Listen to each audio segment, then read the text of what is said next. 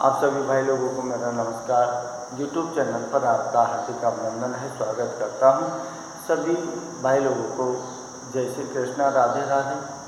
देखिए, मेरे और आपके बीच में जो टॉपिक चल रहा था वो हिंदी उपन्यास को लेकर चल रहा था, जो सेकंड सेमेस्टर को मद्देनज़र रखते हुए जो इम्पोर्टेंट क्वेश्चन हैं वो मैंने आपको बताए हैं। तो उन्हीं को मैं एक एक वीडियो बनाकर आपको डालता रहूँगा। थोड़ा सा लगातार आप देखते रहिए, समझिए और लिखने की प्रैक्टिस करिए। पॉइंटों को रटो नहीं, उनको याद करने की कोशिश कीजिए। हैंडराइटिंग भी सुधरेगी, आपको लिखने का अभ्यास भी बढ़ेगा, तो ये निरंतर होना जरूरी है।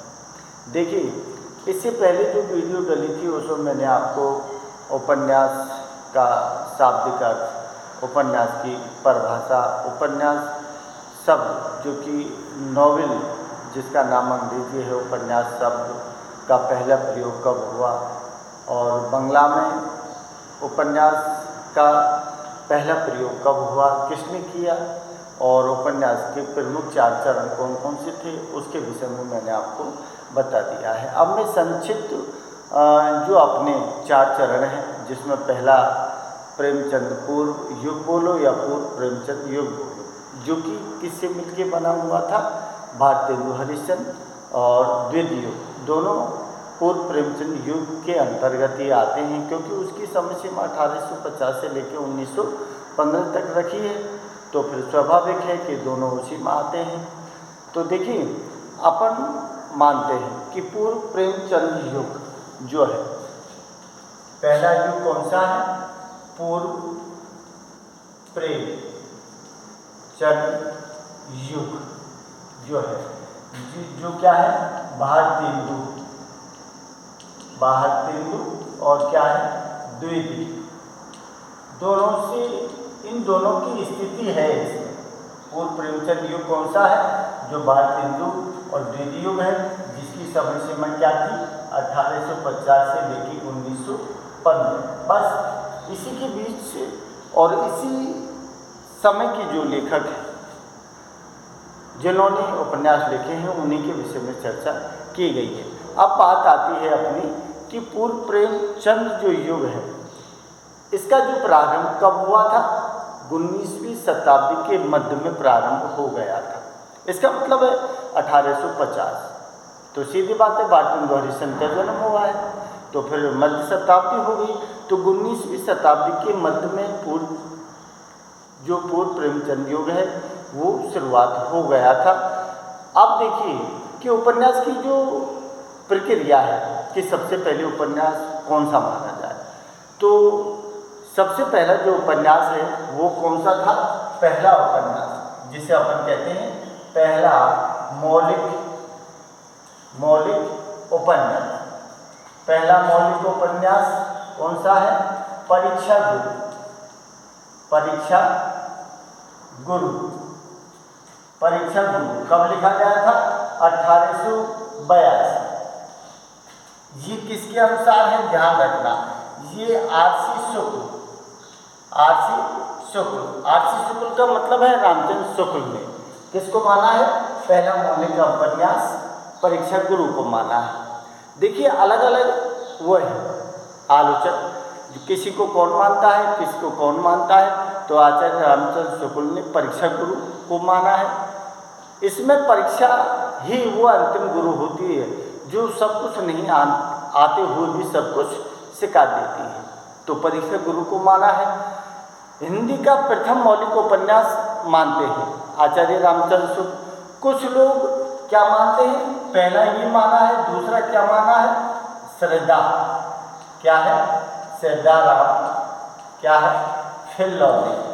श्रद्धाराम फिल्लौरी का कौन सा है,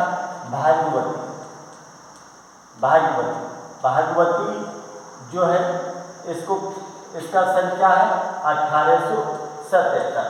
कुछ इसको मानते हैं 1877 जो श्रद्धाराम फिल्लौरी के द्वारा रचित है। अब एक हिसाब से देखा जाए, समय के हिसाब से, तो 1877 है। श्रद्धाराम फिल्लौरी का भागवती है, पहले रचा गया है, लेकिन कुछ लोग मानते हैं, लेकिन आचार्य रामचंद्र शुक्ल नहीं मानता है। लेकिन फिर भी इन सबको कुछ लोग आलोचक जो है वो राधा कृष्ण के किसको मानते हैं, निस्सार आर्य। राधा कृष्ण है ये उसमें क्या किया है, निस्सार, निस्सार हिंदू इसको मानते हैं। कुछ निस्सार हिंदू को मानते हैं और कुछ किसको मानते हैं, गौरी शंकर। क्या है, गौरी शंकर। गौरी शंकर इसकी क्या है, देवरानी, देवरानी और जेठानी, देवरानी जेठानी कुछ इसको मानते हैं। तो इसका मतलब है कि उपन्यास को लेकर काफ़ी वो हुई है कि किसको माना जाए किसको नहीं माना जाए। और इस समय में जो उपन्यास रचे गए और भी जैसे आता है कि बाल कृष्ण भट्ट भी उसी समय का है, तो बाल कृष्ण भट्ट के द्वारा नूतन ब्रह्मचारी है, 100,000 एक सुजान है, अयोध्या सिंह हरियोध है, ठेठ हिंदी का ठाठ है और राधिकला फूल है। समझ लो। वृंदावन लाल वर्मा जो कि एक ऐतिहासिक उपन्यासकार था जिसने गढ़कुंडार लिखा है, विराट पद्मिनी लिखी है और मेघनयनी लिखी है, जैसे उपन्यास भी इसमें आते हैं। लेकिन सबसे पहले कौन सा लिखा, तो अंततः ये ध्यान है, सबसे पहले उपन्यास जो मौलिक रचना मानी गई है ना, वो परीक्षा गुरु को ही माना गया है। अंततः क्या माना है कि पहला मौलिक उपन्यास परीक्षा गुरु ही माना गया है, जो लाला श्रीनिवास द्वारा रचित है। अब देखिए इनके अलावा मौलिक उपन्यासकारों में कौन आते हैं। देखो इस समय जो दिया है कि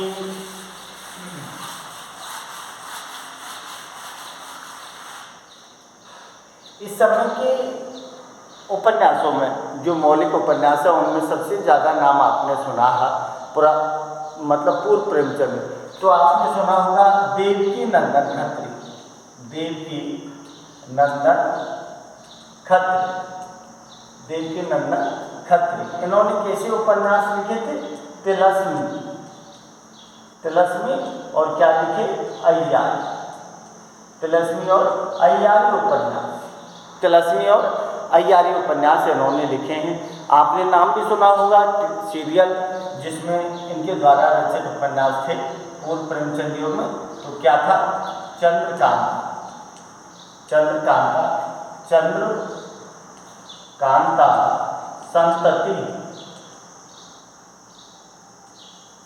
चंद्रकांता संतति, चंद्रकांता संतति क्या है, भूतनाथ, काजल की कोठरी, भूतनाथ, भूतनाथ और क्या दिया है, काजल की कोठरी, काजल की कोठरी। ये इनके द्वारा पूर्व प्रेमचंद युग में लिखे गए प्रमुख उपन्यास क्या रहेंगे, जो तिलस्मी अय्यारी उपन्यास जिसमें अद्भुत जादू टोना जो चीज़ें होती हैं वो सारी चीज़ों से भरा पड़ा था। इसके बाद नरेंद्र मोहिनी कुसुम कुमारी भी लिखा है इन्होंने, नरेंद्र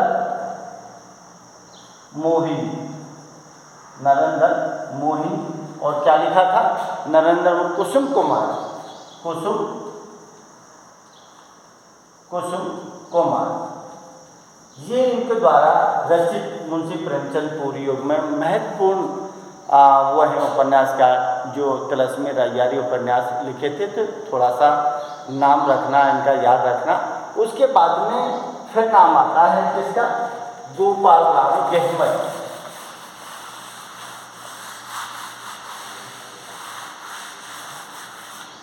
किसका आता है, दूसरा नाम आता है इसमें गोपाल राव गहमत, गोपाल राव गहमत। इसने कैसे उपन्यास लिखे थे, ध्यान रखना, जासूसी उपन्यास, जासूसी उपन्यासकार के नाम से फेमस है। जासूसी उपन्यासकार, इन्होंने एक जासूस पत्रिका निकाली थी, उसी के माध्यम से अपनी रचनाओं का ये प्रकाशन करते थे। तो इन्होंने लिखा है गुप्तचर, क्या लिखा है, अद्भुत अद्भुत ल्हास, गुप्तचर लिखा है, अद्भुत ल्हास लिखा है, और क्या लिखा है, बेकसूर की फांसी, बेकसूर बेकसूर को फांसी, और क्या लिखा है, सरकटी ल्हास, सरकटी ल्हास। ये चार उपन्यास गोपाल राम गेहमरी ने लिखे हैं और इनको हिंदी का आर्थर कानन डायल क्या कहा जाता है, हिंदी का ध्यान रखना, हिंदी का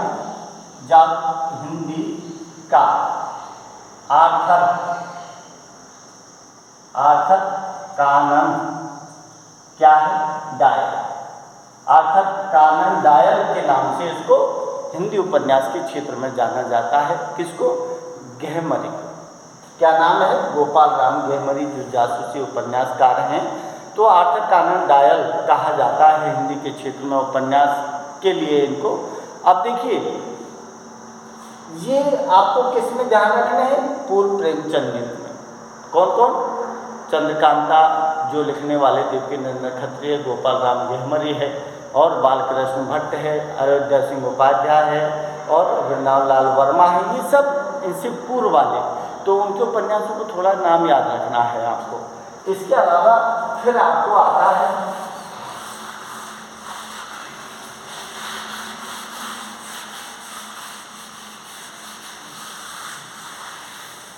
अब देखिए, अब आपको आता है प्रेमचंदी युग। दूसरा कौन सा है, प्रेमचंद युग। और प्रेमचंद युग कब से माना है, 1916 से माना है 1936 तक। ठीक है। अब देखिए, इससे पहले के जो उपन्यास थे वो ज़्यादातर मनोरंजन प्रधान उपन्यास थे, जो यथार्थ और वास्तविकता की कमी थी, मूल तत्वों की कमी थी, तो इतने अच्छे नहीं थे। लेकिन प्रेमचंद युग आते आते क्या है, एक उपन्यास का एक बहुत ज़्यादा मतलब जिसे अपन कह सकते हैं कि उपन्यास की वैल्यू, उपन्यास को किस तरह से लिखा जाना, वो सब कुछ एकदम प्रेमचंद युग आते आते पूरी तरह से सफल हो गया। क्योंकि मुंशी प्रेमचंद को उपन्यास का सम्राट कहा जाता है। कहा जाता है कि जैसे मतलब 300 के लगभग कहानी लिखी थी, ठीक उसी प्रकार 1.5 दर्जन के करीब ऐसे उपन्यास लिखे हैं उन्होंने, जो समाज से जुड़े हुए हैं, जिसमें समाज की स्थिति, धार्मिक, राजनीतिक और सामाजिक विषमता, रूढ़ी, रीति रिवाज, जो मानव है, स्त्री पुरुषों का प्रेम संबंध है, उनका घुटन है, उनका टूटना, सब तरह के उपन्यासों को उन्होंने अपना वर्ण विषय बनाया है। तो मुंशी प्रेमचंद क्या कहे जाते हैं, मुंशी प्रेमचंद को क्या कहते हैं, उपन्यासों के सम्राट, उपन्यासों के सम्राट के नाम से जाना जाता है। किसको, मुंशी प्रेमचंद को। ठीक है। अब देखिए, मुंशी प्रेमचंद उपन्यास सम्राट कहा जाता है, क्यों कहा जाता है, और इसके समकालीन जो कौन थे, जैसे आपने सुना होगा जयशंकर प्रसाद, इनके समकालीन हैं, उन्होंने भी उपन्यास लिखे हैं, कंकाल है, तितली है, रावती, तो इसके समकालीन में उसको आप दिखा सकते हो। तो मुंशी प्रेमचंद ने अपने उपन्यासों में सामाजिक यथार्थ का बहुत अच्छा चित्रण किया है। उनके द्वारा रचित जो उपन्यास है, जो पहला उपन्यास लिखा है उन्होंने, उनके उपन्यास कौन सा है,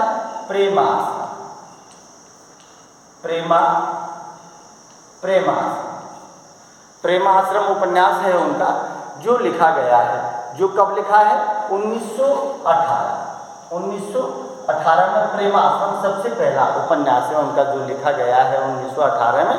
और उसके बाद में प्रेमाश्रम, उसके बाद में क्या लिखा है, रंगभूमि, कर्मभूमि। क्या लिखा है, रंगभूमि, क्या लिखा है, कर्मभूमि। क्या लिखा है, निर्मला। क्या लिखा है, कायाकल्प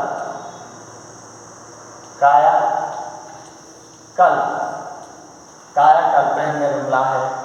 क्या है गबन, क्या है गोदान। गोदान गोदान जो 1936 में लिखा था, गोदान 1936 में लिखा था। तो गोदान एक ऐसा उपन्यास है जिसमें पूरे भारत देश के कृषक की जो जीवन है, किस तरह से अपना जीवन यापन करता है, किस तरह से वो जीवन भर कमाता रहता है और जीवन भर अपनी इच्छाओं की पूर्ति नहीं कर पाता है। तो भारतीय किसान की यथार्थ स्थिति का चित्रण उन्होंने गोदान में किया है। तो देखिए सेवा सदन हो गया, प्रेमाश्रम हो गया, रंगभूमि कर्मभूमि हो गया, कायकल्प हो गया, गोदान गबन, प्रतिज्ञा निर्मला, क्या दिया है प्रतिज्ञा, एक प्रतिज्ञा भी है उनका प्रतिज्ञा। ये सब उनके द्वारा रचित महत्वपूर्ण उपन्यास है। थोड़ा सा नाम याद रखना है इन सब का। इसी समय के कौन है प्रसाद, जो जिसे अपन क्या है जयशंकर प्रसाद। इसी समकालीन कवि हैं, इन्होंने क्या लिखा है कंकाल, क्या लिखा है तितली, और क्या लिखा है एरावत। ये इनके द्वारा लिखे। इसका मतलब है कि इनके समकालीन कवि हैं। और भी जो कवि हैं जिसमें शिव पूजन शाह है, शिव पूजन शाह ने क्या लिखा था देहाती दुनिया शिव पूजन शाह ने लिखा है। विशंबर नाथ कौशिक ने क्या लिखा था माँ, विशंबर नाथ कौशिक ने माँ लिखा है। और वृंदावन लाल वर्मा ने राम रहीम लिखा है। उसके बाद राधा रमन प्रसाद जो है, जिन्होंने क्या लिखा है राधा रमन ने राम रहीम लिखा है, और वृंदावन लाल वर्मा ने क्या लिखा है कुंडली चक्र लिखा है। तो देवनारायण शाही जो है, देवनारायण, उन्होंने लिखा है दहेज। तो बहुत सारे उपन्यास हैं जो इनके समकालीन कवि हैं, उन्होंने लिखे हैं। तो थोड़ा सा इनका नाम याद रखना। अब देखो प्रेमचंद उत्तर युग है आपका, प्रेमचंद उत्तर युग है। तीसरा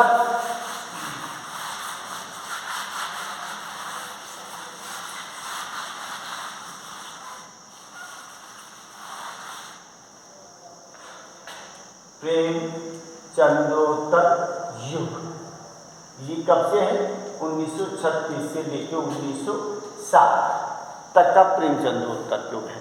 अब देखिए प्रेमचंद के बाद की जो उपन्यास हैं उनमें सामाजिक यथार्थ के साथ साथ क्या है राजनीति। ध्यान रखना प्रेमचंदोत्तर में सामाजिक चेतना के साथ साथ क्या है राजनीतिक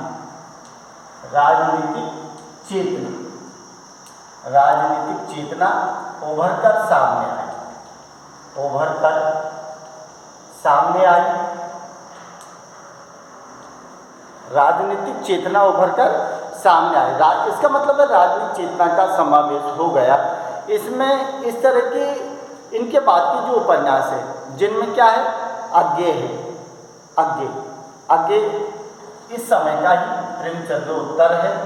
इसमें अज्ञे ने क्या लिखा है, अज्ञे ने लिखा है शेखर एक जीवनी, ये इनका उपन्यास है। इसमें राजनीति के ऊपर, इसका मतलब इसमें क्या लिखा है कि आतंकवाद की झलक जो है वो दिखाई देती है। इसका मतलब है राजनीति का समावेश जो है इनमें दिखाई देता है। बेनीपुरी जो है बेनीपुरी कौन थे रामरक्ष बेनीपुरी। तो रामरक्ष बेनीपुरी का क्या है पतितों का देश, ये इनके द्वारा पतितों का देश रामरक्ष बेनीपुरी के द्वारा रचित है। यशपाल, इसके बाद यशपाल इसी समय का है। यशपाल ने लिखा था पार्टी कामरेड, और एक लिखा था दादा कामरेड। ये सब राजनीतिक प्रभाव से वंचित नहीं है। सब में राजनीतिक प्रभाव दादा कामरेड और दिखा था, जिसमें टेढ़े मेढ़े रास्ते कौन है? वर्मा। जो वर्मा जी हैं उन्होंने क्या लिखे थे? टेढ़े मेढ़े रास्ते लिखे थे। अब देखिए, ये थोड़ा सा ध्यान रखना, अंग्रेजी हैं, बैलीपुरी है, यशपाल है, ये इसी समय के कौन हैं? लेखक हैं, जो प्रेमचंद उत्तर में आते हैं। तो थोड़ा सा मैं संक्षिप्त बता रहा हूँ, ज़्यादा नहीं है, लेकिन फिर भी आपको ध्यान रखना है। अब इसके बाद प्रेमचंद उत्तर युग है आपका।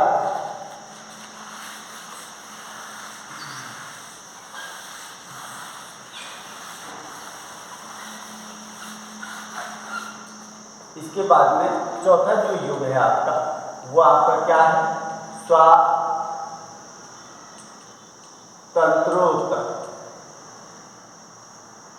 स्वातंत्रोत्तर युग, ये कब से है? 1960 के बाद में जो चल रहा है। इसका मतलब है कि स्वतंत्रता के बाद जो उपन्यासों का जो क्रम चला है, जो उपन्यासकारों की नई पीढ़ी स्वतंत्रता के बाद, इसका मतलब क्या है? स्वतंत्रता के बाद वाली जो है नई पीढ़ी क्या है? जो नई पीढ़ी है, उन नई पीढ़ी के क्या दिया है? सामने आई। इसका मतलब है नई पीढ़ी के उपन्यासकार जो है, इनको क्या है? डॉक्टर बच्चन सिंह ने 5 भागों में बांटा है। इसका मतलब है कि यहाँ 5 भागों में बंटवारा किया है, 5 भागों में। तो 5 भागों में बंटवारा उपन्यास नई पीढ़ी के स्वतंत्रता के बाद वालों में किया है। तो कौन कौन सा है थोड़ा सा वो देख लो, जिसमें दिया है ग्रामांचल उपन्यास। पहला क्या है? ग्रामांचल उपन्यास क्या है? दूसरा क्या है? मनोवैज्ञानिक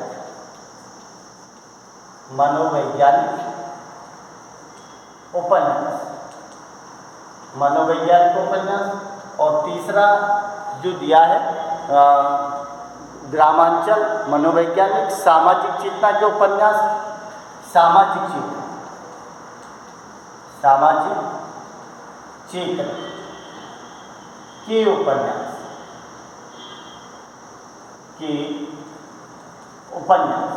और चौथा लिखा है प्रगतिशील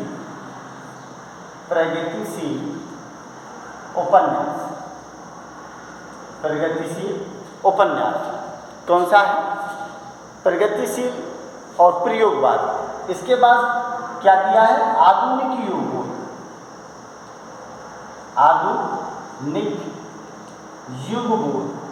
युगबोध के उपन्यास।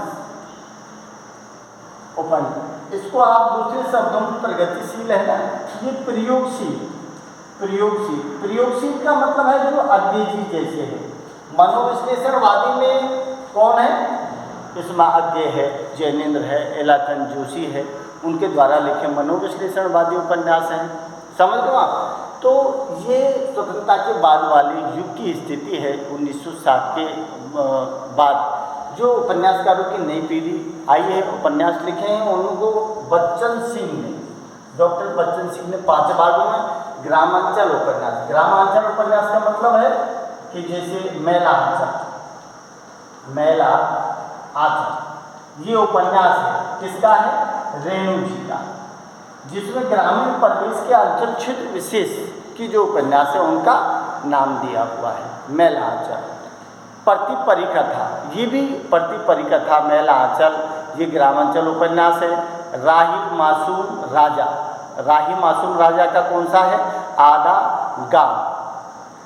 रांगे राघव का क्या है? कब तक पुकार, जो नटों के जीवन पर आधारित है, जो राजस्थान के जगजीवनपुर गांव में बनवाया था, क्योंकि रांगे राघव वैर कस्बा के रहने वाले थे।